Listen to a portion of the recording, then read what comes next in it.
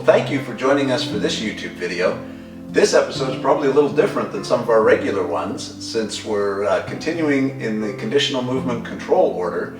So instead of exploring places far and broad, this episode is going to happen right here in the apartment. We thought that we would still keep up our flair of exploring Malaysia and share with you some of the unique hobbies and crafts that are uniquely Malaysian that we have enjoyed since we've been here. And a little bit of a hint, I'm wearing my Batik shirt from the natural Batik village in Kuantan. Janine, do you want to tell us a little bit about what's going to happen next? Well, today what we have for you is we're going to explore a little Batik, and then also Dale is going to play some music for you. On my Malaysian guitar.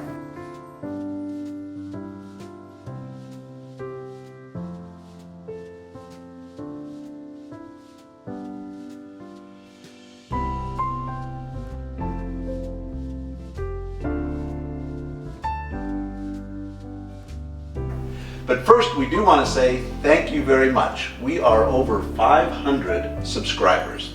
And that's very exciting for us because it really just shows the welcoming spirit and so many neat people we've met here in Malaysia. We thank you for your kind comments as you've shared with us and enjoyed some of our videos. And we invite you to subscribe. And so please click on the subscribe link and hit that little notification bell. That way, when we do have new content out, when we're back out exploring again in Southeast Asia, you'll be able to see those videos. For me, Batik is a special fabric that I've really come to catches my eye every time. I found it first in the market in my neighborhood. We have a market on Thursday afternoons, and so I picked out this piece one day when I was there with my mom. There's also a textile museum, which is just all about Batik in Kuala Lumpur, and at that place you can learn about Indonesian Batik. So I found a piece of it that I also liked. I have brown plates at home, so this is going to be one of my future tablecloths. The first time I went to my Batik, which is run by Amelia Tan, she helped us make dish towels. And it was with my AAM group, which is the American Association of Malaysia. And so we went there for an outing, and we got to make towels, and we had our own stamp made with a symbol of our organization. So the stamp is made of wire, and you dip it in the wax, and then you press it onto the fabric. And you don't leave it on the fabric, you can't let it sit there, but you have to press hard enough that all the wax will come off evenly, because as you can see in some of my projects, the wax kind of missed an edge or something. But I've had a lot of fun making things there, and it's been great. Amelia's been really helpful, and so is her staff. So I'm going to show you some of my projects. When I get to my Batik, the first thing I have to do is choose which kind of project I'm going to make. So one thing that I've really gotten into is making the tea towels. And these are just white cotton towels that I get to put the stamp on and paint and make into something beautiful. So I've got lots of tea towels. So many tea towels. And the one thing is... It should be noted that some of the towels have even been given away. These aren't all of them. There's borders, and then I always put a hibiscus on mine to remind me of Malaysia. So, tea towels, and then also I've gotten into lately making linen table runners. So they're pretty fun too. The thing about Batik is the color just goes where it goes. And as you can see on this one, that the color just swirls into the next color, and I'm really kind of starting to enjoy that effect. And on this one, I did another special effect by adding salt to it. So that was Amelia's idea, and I'll have some more pictures of me showing that, how that process worked. But you can see the salt really made different effects here of the color. So I will always remember living in Malaysia and going to my Batik, taking all my friends there with me, all our guests who come to visit, and it's just been such a joy for me. on the patio among the palm trees. Like I said before, it's been fun bringing friends and family to share with us. Janet chose to make a square that day, and hers turned out really well. I took my friend Melinda, and she also made a table runner with me. And then my brother-in-law, when they came in February, he was able to find a Harley-Davidson shop nearby. So he was able to walk there and back while we painted. This is my sister-in-law Laurel, and she's mixing her paint there on her palette. My sister-in-law Carolyn is painting a silk scarf, and my sister-in-law Margaret is also making a linen table runner. My friend Suzette came all the way to visit me. She was my college roommate, and this is my friend Patricia. She said she's lived in Malaysia all her life and never made batik before. My friend Jill was making some quilt squares. I was able to meet my friend Laura and her sister there. We had a great afternoon together. And you can see the contrast here between what it looks like before you add the background. Also on these, I think the background, when you add it, the background color makes a very different look. Again, the triangles are a heritage piece, symbol of old batik. And I was really pleased the way my table runner turned out on my coffee table.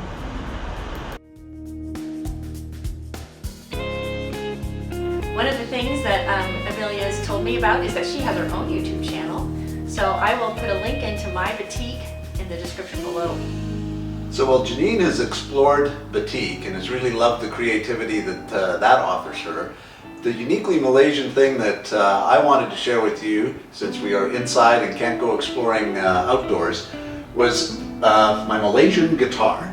So I am not a great guitar player, as I'll demonstrate and you'll shortly see. But one of the things that was really kind of neat is I ran into a local Malaysian guitar shop. It's called L.Luthier, and it was created by a Malaysian called Adwin Lai. Adwin is a great guitar player, I understand, and I've certainly seen clips of him online. And he decided to create his own guitars. And he had a couple unique features about them, and it really creates a unique sound. And so he's changed a little bit of the way that the soundboard is created inside. He's got a neat design here around the main sound bridge, sound hole. There's some neat kind of things that he does with the wood, and creates a really beautiful guitar. But the most interesting thing is there's an additional sound hole here in the body of the guitar. So most guitars have kind of a traditional sound hole. So this is my Fender guitar that I brought with me from the States. It's a very simple, non-expensive one. It's a Fender CD 140, a Dreadnought acoustic electric guitar. And it's a good guitar, straightforward, simple one, a good beginner one. But you'll see it has the traditional sound hole here, and obviously the body is around it, doesn't have any other sound holes. And I'll try to play a little bit of music for you here to show you the difference. But I really love the bright and unique sound that this Malaysian guitar produces. And it's kind of a great memory for me, and a neat thing that will remind me forever of our time here in Malaysia, something unique. So first of all, credits to Seth Jameson, my guitar teacher way back in Des Moines. Seth is awesome. I'm not. So you'll see here why I have a day job as opposed to a gig bit as a musician. But I'll try to play something simple on both guitars so that you can hear the difference. All right, we'll give this a try. Here's the sound on the Fender guitar.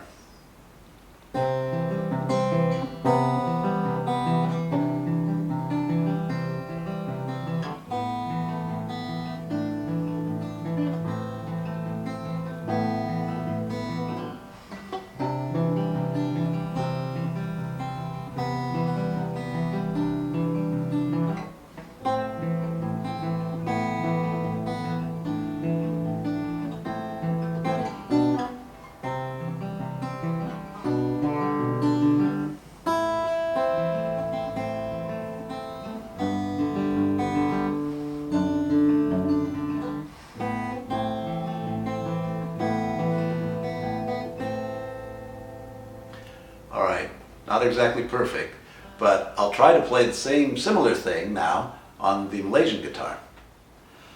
All right, I'll try to play that same piece. Can't guarantee I can always make the same mistakes in the same places, but I'll try. And I'll play it this time on the L.Luthier guitar that was designed by the Malaysian, a unique one. And again, the neat thing is this extra sound hole at the top. So the thing that I enjoy the most about this guitar is the sound that I get to hear as I'm playing.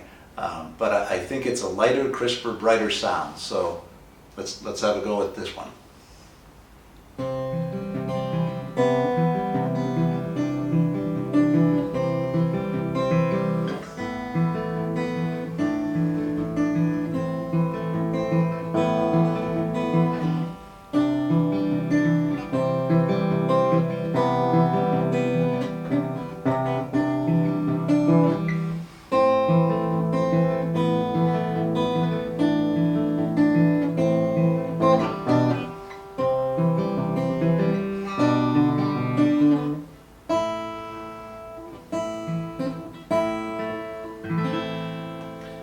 So there, hopefully you got a sense for the sound of that. I do like the brightness of it. It's fun for me to play by myself. I like this extra sound hole, and it makes the sound at least come up to my ears better. So this has been kind of a unique Malaysian gift that I'm going to enjoy and remember from my time here in Malaysia. Finding new things to do in Malaysia has been really great for us. You can see we've really caught the batik bug. Every Friday at work, when I was going into the office before MCO, it was Batik Fridays, so that was kind of a fun tradition. Janine certainly found her artistic expression, and we've got more tea towels than I think we'll ever need. And hopefully, I'm always going to remember every time I play this guitar as I continue to practice the unique sounds and energy of Malaysia. So thank you again for joining our channel and for sharing in some of our unique indoor activities while we're here in the MCO. Again, we're very excited and appreciative of the fact that we've got over 500 subscribers who are sharing on kind of our Malaysian adventures. So thank you for joining in and sharing with us, and we invite you to continue the journey with the Wards in KL.